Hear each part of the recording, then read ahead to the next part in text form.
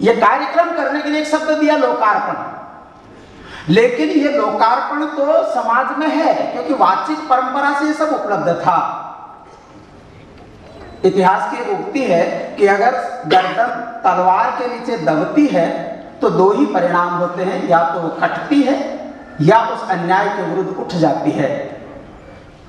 इस अन्याय के विरुद्ध उठना, ये जो कंठ मोचन किया गया था हमारे इतिहास का, उस कंठ मोचित इतिहास का विमोचन मात्र हम कर पा रहे हैं, नया शोधन करने की आवश्यकता नहीं है।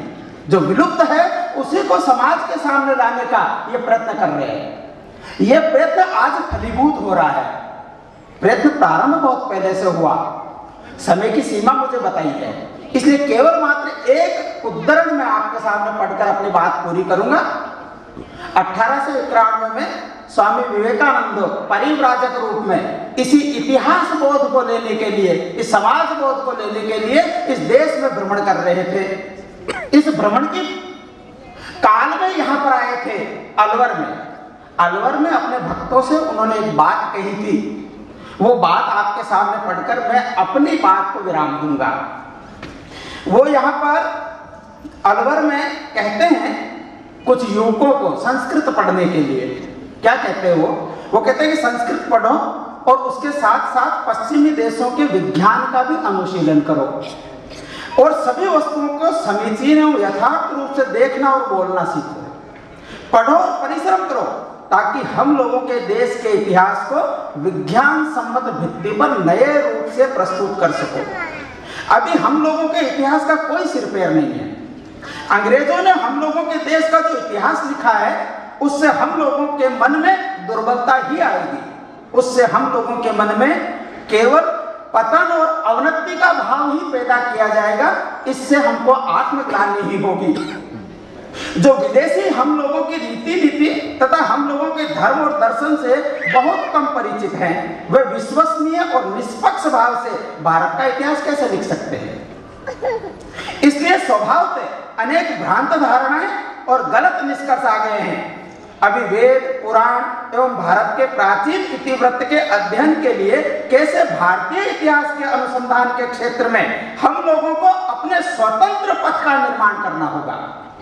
और उसके सहारे तीन बातें वो कहते हैं। सहानुभूति संपन्न, इस देश में आत्मग्लानि पैदा करने वाला इतिहास नहीं लिखना है। आपकी भाषा सहानुभूति संपन्न होनी चाहिए, सहानुभूति संपन्न एवं यथा सत्य भी होनी चाहिए, तथापि आत्मोदीपक भाव से लिखी हुई होनी चाहिए।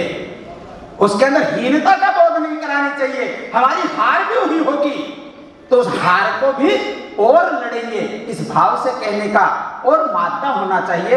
ऐसा कहते हुए कहते हैं कि ये सब संकलन करने को अपने जीवन की तुम साधना बनाओ। ये युवकों को आह्वान करते हैं। ये सब हम लोगों का अपना दायित्व है, अन्य कोई हमारा इतिहास नहीं लिखेगा। और इसलिए बहुत महत्वपूर्ण बात इस वाक्य में कहते हैं, वो कहते हैं भारत का इतिहास भारतीयों को ही लिखना होगा।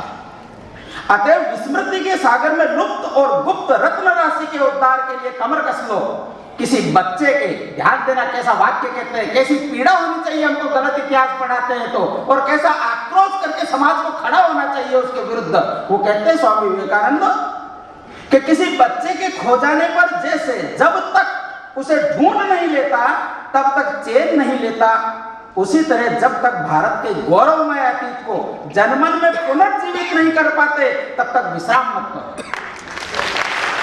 यही होगी सच्ची और स्वाभाविक राष्ट्रीय शिक्षा। शिक्षा क्या है ये विवेकानंद ने उस समय बताया। आज की शिक्षा नहीं है, साक्षरता है, और दुर्भाग्य से साक्षरता भी नहीं है। उस साक्षरता का उल्टा है राक्षसता।